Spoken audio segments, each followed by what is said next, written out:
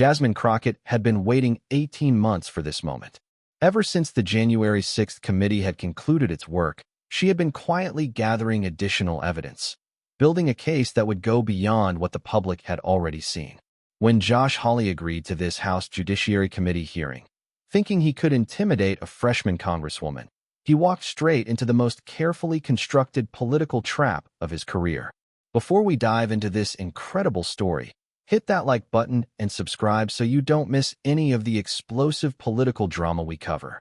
Trust me, you won't want to miss what happens when one of America's most prepared congresswomen takes on a senator who thought he could lie his way out of January 6th. This wasn't just another congressional hearing. This was the moment when careful preparation met reckless arrogance, when 18 months of investigation collided with 3 years of lies, and when one of America's most controversial senators learned that some politicians do their homework better than others.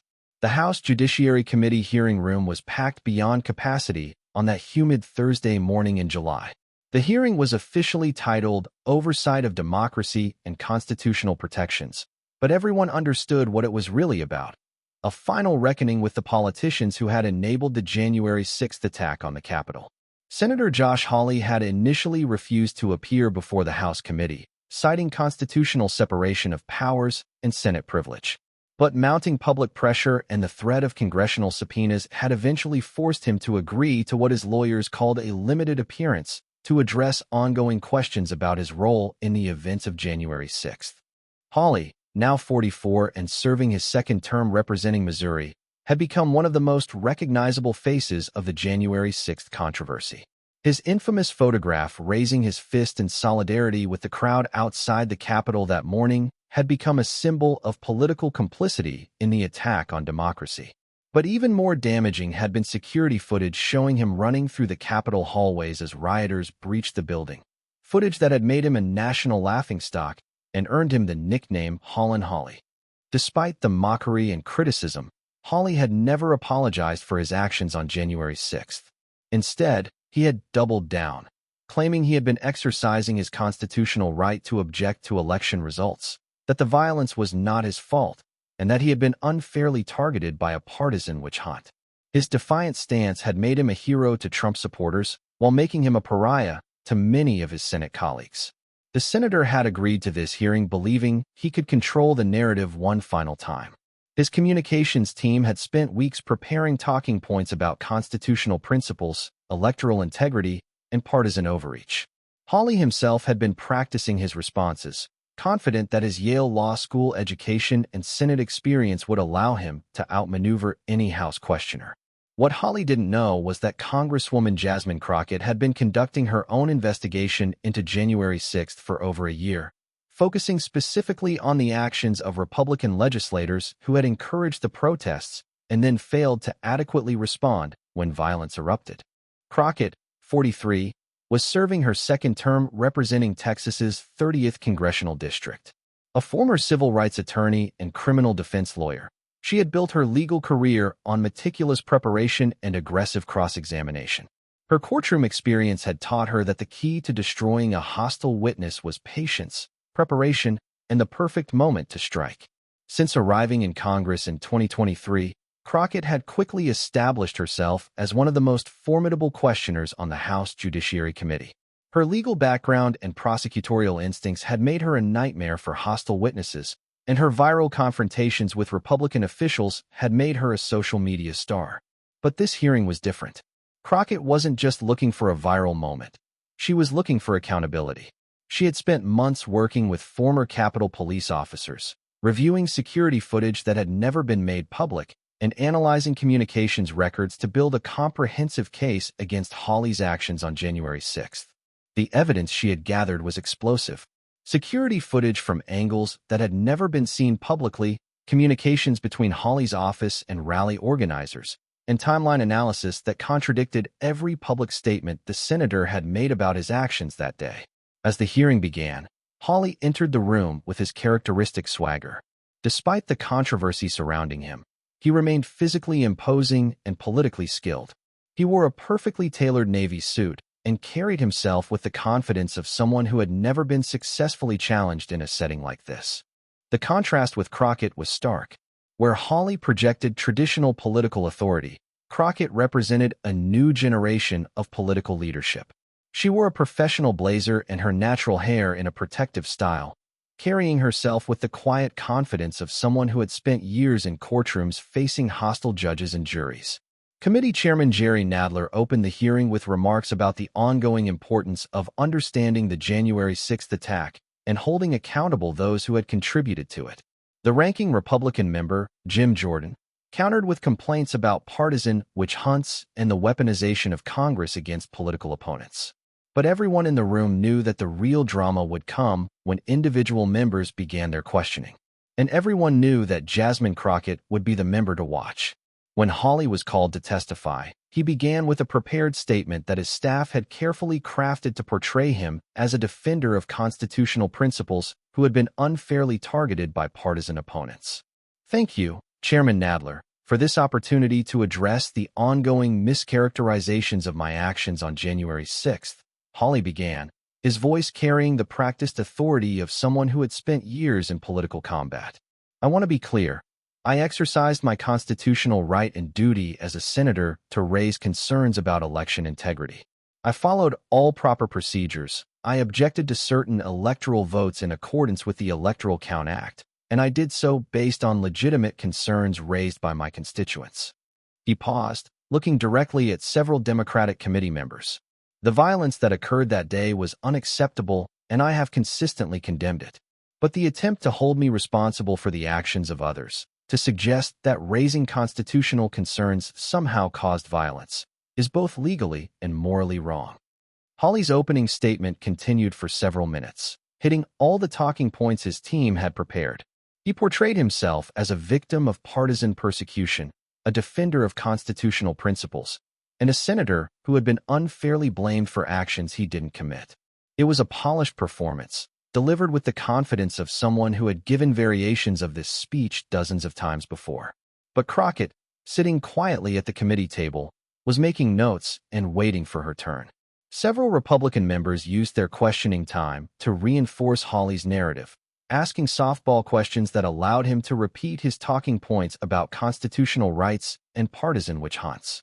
Democratic members asked tougher questions about his fundraising off January 6th and his continued spreading of election lies, but Hawley deflected these with practiced ease. Then it was Crockett's turn. Senator Hawley, she began, her voice carrying the precise tone of a prosecutor beginning a cross-examination. Thank you for appearing before this committee today. I want to ask you about your actions on January 6th, but first I need to establish a timeline. Hawley shifted slightly in his chair, perhaps sensing that this line of questioning would be different from what he had faced earlier. According to your own public statements and Senate records, you arrived at the Capitol at approximately 11:30 a.m. on January 6th. Is that correct? That sounds approximately right, yes. And you were in the Senate chamber when the joint session began at 1 p.m.? Yes. At approximately 1:15 p.m., you stood up and objected to the electoral votes from Arizona. Is that correct? Yes. I exercised my constitutional right to object to electoral votes that I believed were problematic. Crockett nodded, as if she were simply establishing basic facts. But those who knew her legal style recognized that she was building towards something. Now, Senator Hawley, I want to ask you about what happened after your objection. According to your public statements, you returned to your office to prepare for the debate on your Arizona objection. Is that correct? Yes, that's correct. And you've stated publicly that you were in your office working on your speech when you first became aware of violence at the Capitol. Is that your testimony? Yes, I was focused on preparing my constitutional arguments. So you're telling this committee that you were unaware of any violence or threats at the Capitol until you were officially notified by Capitol Police. That's correct. Crockett made a note, then looked up with an expression that suggested she found his answer interesting.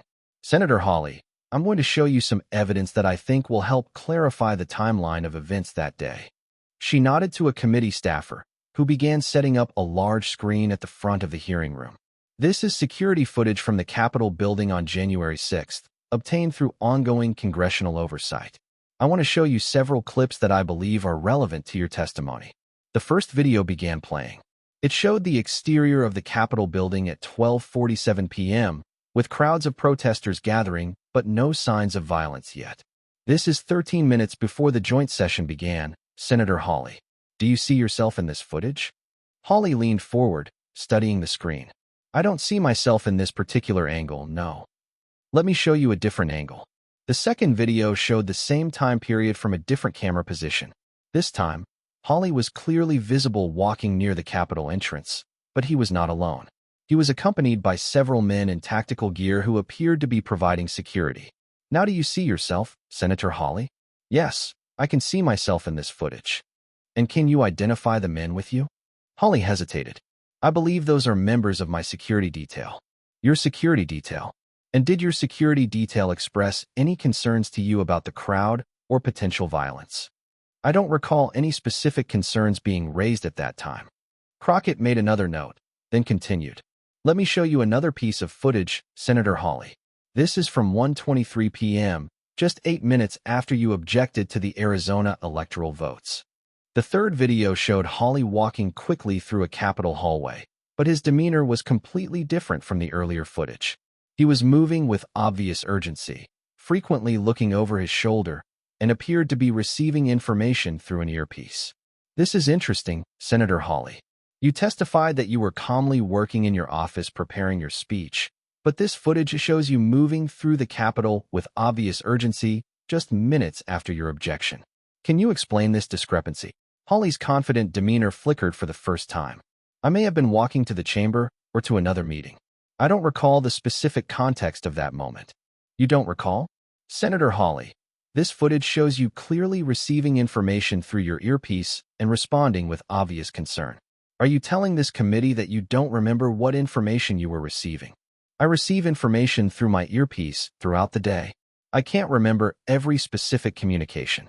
Crockett leaned forward, her prosecutorial instincts fully engaged now. Let me help refresh your memory, Senator Hawley. This footage was taken at 1:23 p.m. At 1:21 p.m., Capitol Police issued their first alert about protesters breaching the outer perimeter.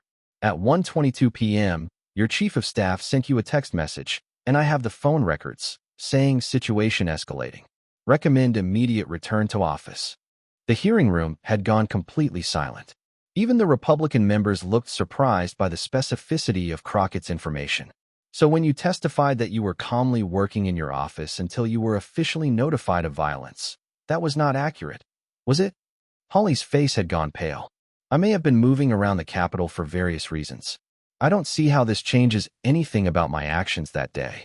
Oh, it changes quite a lot, Senator Hawley, because it establishes that you were aware of escalating violence much earlier than you've ever admitted publicly. Crockett nodded to the staffer again, and a new video began playing. This is footage from 1:47 p.m., Senator Hawley. 26 minutes after the first security alert, 15 minutes before the official lockdown of the Capitol. I want you to watch this very carefully. The video showed Hawley in what appeared to be a secure area of the Capitol, surrounded by Capitol Police officers. He was clearly agitated, gesturing emphatically and appearing to argue with the officers. What do you see yourself doing in this footage, Senator Hawley? I appear to be speaking with Capitol Police officers.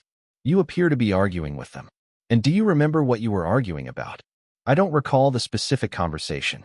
Let me help you remember. According to the Capitol Police report from that day, you were demanding that officers escort you back to the Senate chamber so you could continue your electoral objections, despite their warnings that the building was no longer secure. The revelation hit the hearing room like a bomb.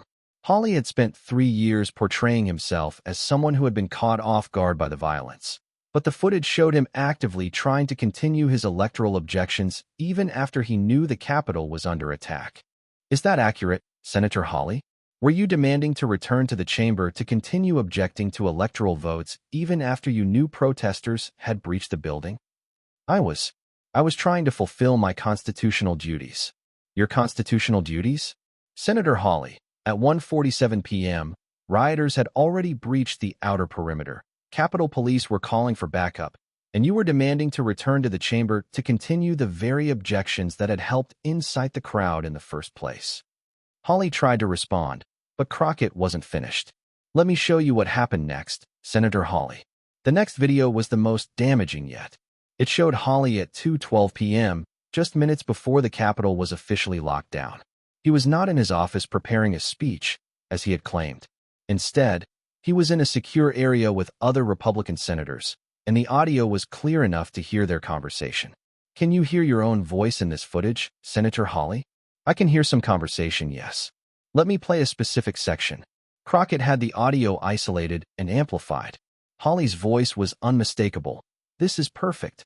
The crowd is energized, the media is covering it, and we're getting exactly the kind of attention we wanted for the electoral objections.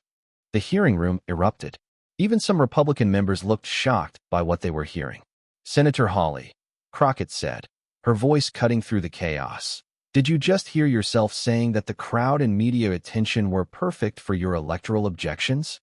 That audio is taken out of context. Out of context?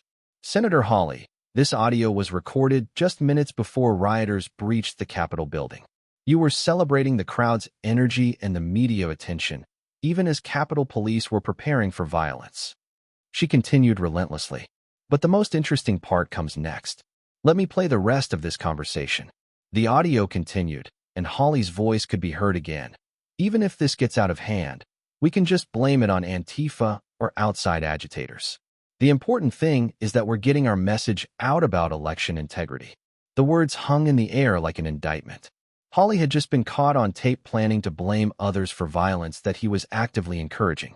Senator Hawley, did you just hear yourself discussing plans to blame potential violence on Antifa or outside agitators? That conversation is completely out of context and doesn't represent. Senator Hawley, Crockett interrupted. This audio was recorded at 2:12 p.m. on January 6th. At 2:14 p.m., just 2 minutes later, rioters breached the Capitol building. Are you seriously going to tell this committee that you were predicting violence and planning to blame it on others just minutes before it happened? The hearing room was in chaos now, with Republican members shouting objections and Democratic members demanding order. But Crockett's voice cut through the noise. I'm not finished, Senator Hawley, because what happened next is the most damaging evidence of all. She nodded to the staffer, and a new video began playing. This was the footage everyone had been waiting for, the security camera video that showed Hawley running through the Capitol hallways as rioters breached the building. But this wasn't the footage that had been seen before. This was a longer, more comprehensive video that showed exactly what Hawley had been doing in the minutes before he started running. This is footage from 2:16 p.m., Senator Hawley. Just 2 minutes after rioters breached the Capitol, just 4 minutes after you were caught on audio planning to blame violence on others. I want you to watch this very carefully. The video showed Hawley in a hallway with several other Republican senators. But instead of showing concern or alarm about the breach, he appeared to be celebrating. He was smiling, gesturing excitedly, and appeared to be high-fiving one of his colleagues. What do you see yourself doing in this footage, Senator Hawley? I see myself. I appear to be in conversation with colleagues. You appear to be celebrating. Senator Hawley, this footage shows you smiling and high-fiving colleagues just minutes after rioters breached the Capitol building. Does that look like the behavior of someone who was concerned about an attack on democracy? Hawley had no answer. The footage was clear and undeniable. But here's the most important part, Senator Hawley. This footage shows that you continued celebrating until 2:22 p.m. when a Capitol Police officer approached you with urgent information. Let me play the audio from that moment. The audio was crystal clear. A Capitol Police officer could be heard saying, "Senator, we need to evacuate immediately. The rioters are heading toward the Senate chamber, and they're specifically looking for you and several other senators who objected to the electoral votes." And then came Hawley's response, captured on audio. "Looking for me? Shit. How close are they?" The officer responded, "They're in the building, sir. We need to move now." And that's when the famous footage began. Hawley running through the Capitol hallways, the image that had made him a national laughingstock. "So let me understand this correctly, Senator Hawley," Crockett said, her voice now carrying the full authority of a prosecutor delivering a closing argument. "You spent the morning of January 6th encouraging protesters with your fist-raising gesture. You knew about escalating violence by 1:21 p.m., but continued trying to pursue your electoral objections. You were caught on audio celebrating the crowd's energy and planning to blame violence on others. You were shown on video celebrating with colleagues even after rioters breached the building.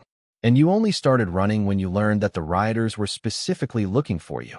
She paused, letting the weight of the evidence sink in. Senator Hawley, that's not the behavior of someone who was caught off guard by unexpected violence. That's the behavior of someone who was actively encouraging violence until it became personally dangerous. The hearing room was in complete chaos now. Republican members were shouting objections, Democratic members were demanding accountability, and the media was frantically trying to process what they had just witnessed. But Crockett wasn't finished. She had saved the most damaging evidence for last. There's one more thing, Senator Hawley. Something that I think will help the American people understand exactly what kind of person you are. She nodded to the staffer, who displayed a new document on the screen. This is a text message thread between you and your chief of staff, recovered from phone records. The messages begin at 2:30 p.m. on January 6th, just as you were being evacuated from the Capitol. The first message, from Hawley to his chief of staff, read, "This is a disaster. How do we spin this?"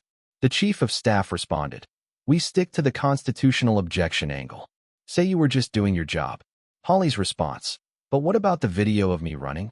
That looks terrible." Chief of staff, "We'll say you were following police instructions. Make it look like you were being responsible." Hawley, "Can we get rid of the earlier videos? The ones where I look like I'm celebrating." Chief of staff, "I'll check what we can do. But we need to be careful." The final message in the thread was the most damaging. Hawley wrote, "I can't believe those idiots actually breached the building. I thought they would just make noise outside. Now I look like I was involved in this mess." The hearing room fell completely silent as the implications of the text messages sank in. Hawley had just been caught admitting that he had expected the protesters to make noise outside, but was surprised when they actually entered the building.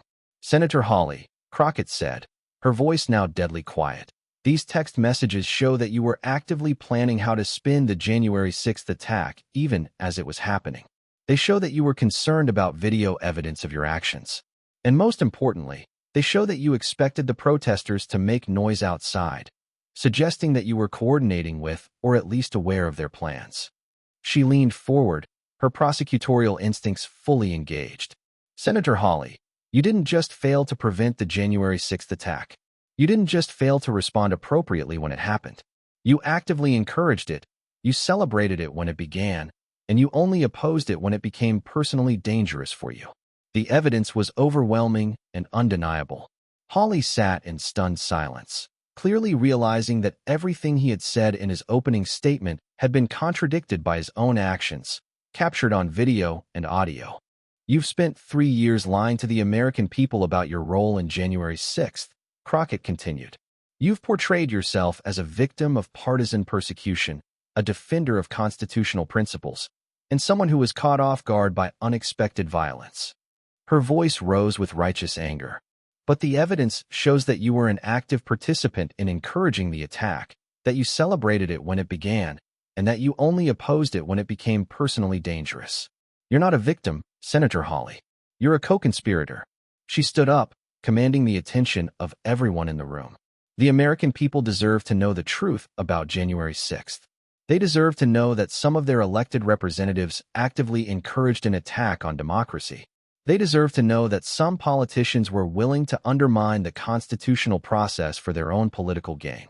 Crockett looked directly at Hawley, who remained frozen in his chair. And they deserve to know that when those politicians were faced with the consequences of their actions, they didn't stand up and take responsibility. They ran. They lied. They tried to cover up their involvement. Her final words were delivered with devastating precision. "Senator Hawley, you have disgraced your office, betrayed your oath, and participated in an attack on American democracy. The evidence is clear, the timeline is established, and your own words have convicted you." She gathered her materials and sat down, leaving Hawley completely speechless for the first time in his political career. The hearing room erupted in sustained applause as the full impact of Crockett's presentation became clear. She had just delivered one of the most devastating takedowns in congressional history, using Hawley's own actions and words to expose his role in the January 6th attack. Republican members tried to object and redirect, but the damage was done. The evidence was too clear, too comprehensive, and too damaging to dismiss or explain away. As the hearing concluded, Hawley left the room without making any further statements. His staff rushed him out through a side exit, but the damage to his political career was already complete. The aftermath was immediate and explosive. Within hours, clips of Crockett's presentation were being shared millions of times across social media. The hashtag Hawley exposed began trending worldwide, with Americans expressing shock and outrage at the evidence of his involvement in January 6th. Major news networks interrupted their regular programming to cover the story.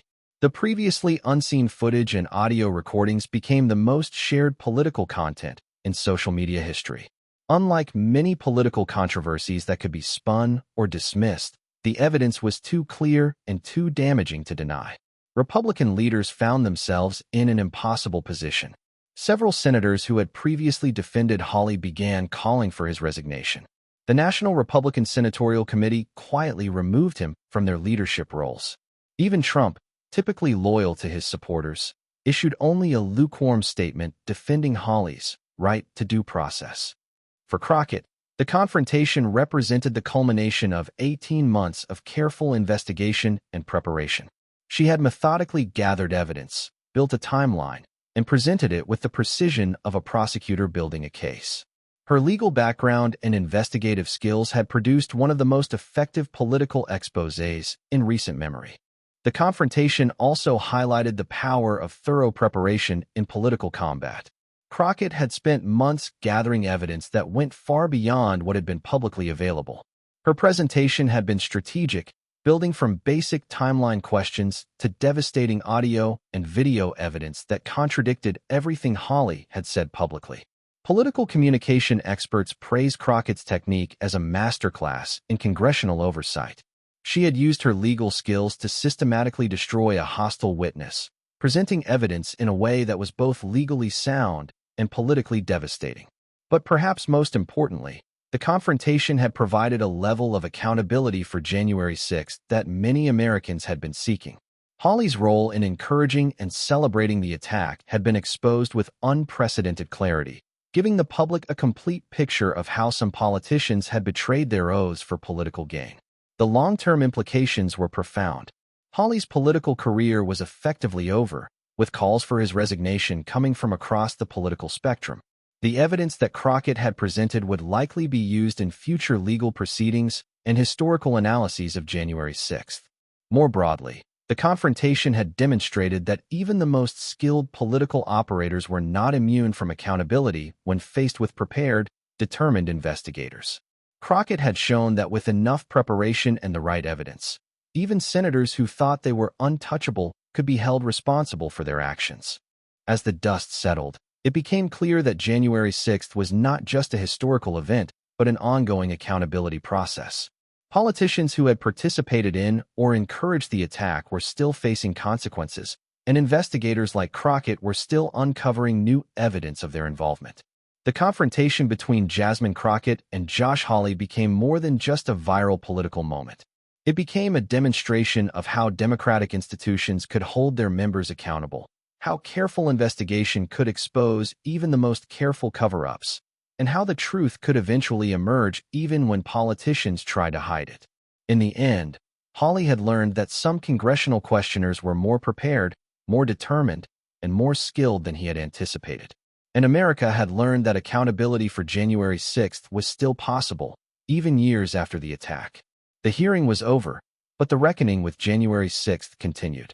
And thanks to Jasmine Crockett's 18 months of preparation, one of the most important participants in that attack had finally been held accountable for his actions.